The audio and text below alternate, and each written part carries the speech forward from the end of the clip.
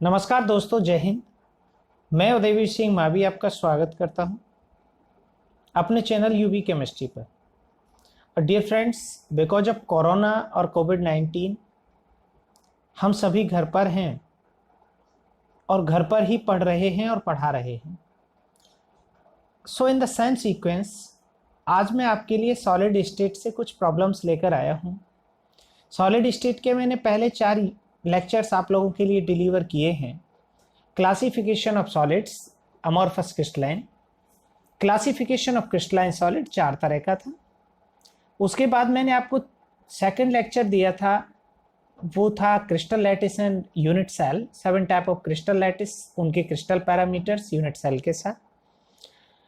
मेरा जो third lecture था उसमें हमने डिस्कस किया था प्रॉपर्टीज जो रिलेटेड थी यूनिट सेल से, उनकी कैलकुलेशंस, जिसमें हमने जेड की कैलकुलेशन की थी, जिसमें हमने कैलकुलेशन की थी packing fraction, packing efficiency, radius, number of voids की।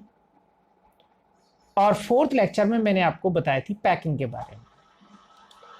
अब अगर हम बात करें, कुछ ऐसी प्रॉब्लम्स हैं जब पढ़ते हैं तो आ जाती हैं, तो मैं आज आपके लिए करीब 7 प्रॉब्लम्स आप लोगों के साथ डिस्कस करूंगा, जिसमें एक प्रॉब्लम एक बच्चे के द्वारा भेजी गई है, आप इसको पढ़ेंगे। कोई सॉलिड है, is made up of 2 elements P and Q. एक सॉलिड है, वो पी और क्यू 2 एलिमेंट से मिलकर बना है। एंड हेंस जो एटम क्यू है आर इन सीसीपी अरेंजमेंट। जो एटम क्यू है ये वाला, तो इसके लिए आपको सीसीपी का अरेंजमेंट समझना पड़ेगा। सीसीपी के अरेंजमेंट को हम सीसीपी को एचसीपी भी कहते हैं, और सीसीपी के लिए जेड की वैल्यू 4 होती है, तो क्यू की वैल्यू 4 हो गई यहां पर। अब अगर हम एटम पी को देखें, atom P occupy all the tetrahedral void, तो टेट्राहेड्रल वॉइड की जो नंबर होती है वो जेड के डबल होती है, तो टेट्राहेड्रल हो जाएंगे 8। तो इसमें इसका फॉर्मूला हो जाएगा P8 Q4। दोबारा से समझेंगे, Q जो है वो सीसीपी बना रहा है, सीसीपी का जेड 4 होता है और जेड के डबल होते हैं टेट्राहेड्रल वॉइड। तो सारे टेट्राहेड्रल वॉइड में P रखा हुआ है, तो P के नंबर 8 हो जाएंगे। इसको हम 4 से डिवाइड कर देंगे, तो हमारा फॉर्मूला आ जाएगा P2Q। P2Q इसका फॉर्मूला आ जाएगा। ठीक है, ये क्वेश्चन आपका एक रहा। अब हम डिस्कस करेंगे कुछ एनसीईआरटी क्वेश्चंस को। एनसीईआरटी क्वेश्चन में एक 2 डायमेंशनल कोऑर्डिनेशन नंबर है। 2 dimensional coordination number square close packing में क्या होती है? स्क्वायर क्लोज पैकिंग में डियर फ्रेंड 4 स्फीयर्स होते हैं, और 4 स्फीयर्स एक स्फीयर को सराउंड करते हैं इस तरह से। तो इसकी कोऑर्डिनेशन नंबर 4 होती है 2 डायमेंशनल में स्क्वायर की, और हेक्सागोनल की 6 होती है। 1 डायमेंशनल में लीनियर स्ट्रक्चर होती है, कोऑर्डिनेशन नंबर 2 होती है। अगला एक क्वेश्चन है, ए compound form HCP, hexagonal close packed structure. कोई कंपाउंड है वो HCP बना रहा है। What is the total number of voids in?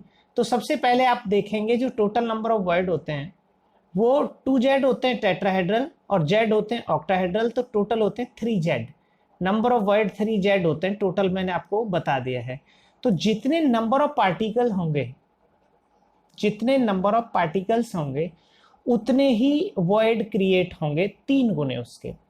तो अब ये कह रहा है कि कोई हेक्सागोनल क्लोज पैक्ड स्ट्रक्चर है, अगर उसका 0.5 मोल है तो इस 0.5 मोल में नंबर ऑफ पार्टिकल निकाल लेंगे।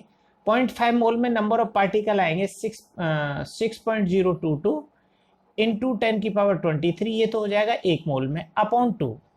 अब इसके साथ हम 3 का मल्टीप्लाई कर देंगे, ये तो हो जाएंगे total number of void.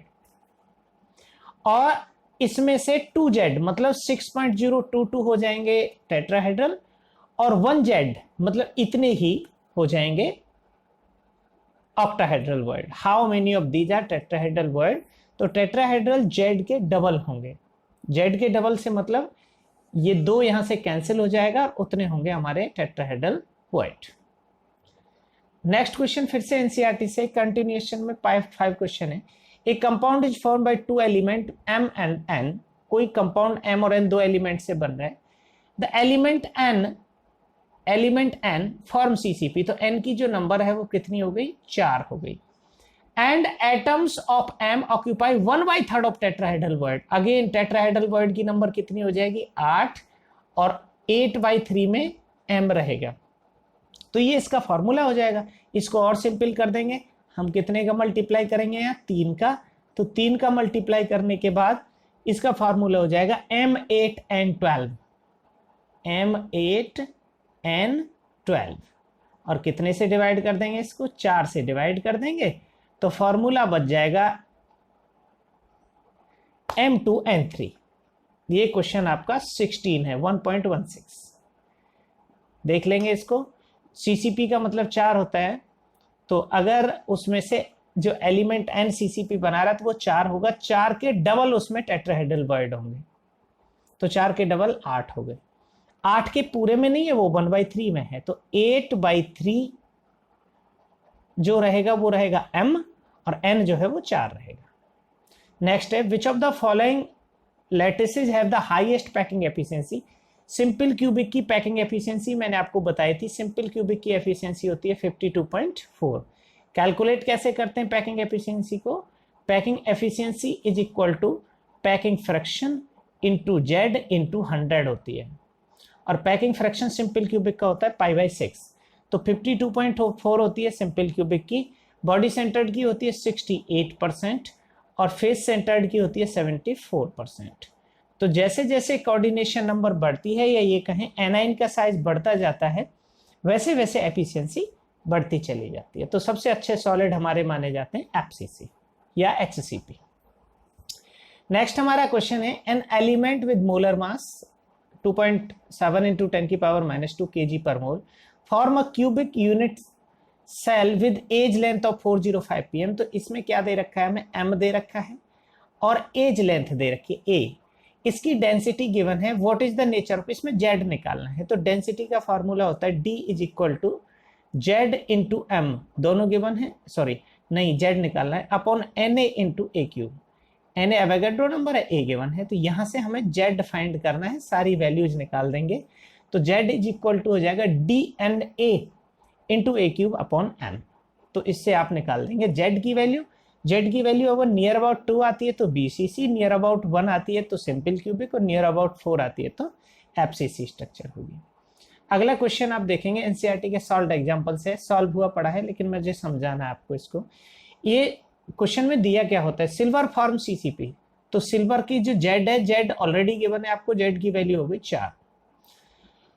And X ray studies of its crystal shows that the edge length a given है, कैलकुलेट द डेंसिटी d निकालना है, m गिवन है उसके अंदर, तो डेंसिटी का फार्मूला होता है z × m upon Na × a³ by putting the value of all 3, उसकी जो डेंसिटी है वो ये आ जाएगी। सो डियर फ्रेंड्स, ये 7 क्वेश्चंस थे आप लोगों के लिए। फिर भी अगर आपको लगता है तो आप अपनी प्रॉब्लम्स डिस्कस करें, हमारे साथ शेयर करें, definitely we will try to help you out. Thanks for watching UV chemistry, please share and subscribe the channel. Thank you and have a good day.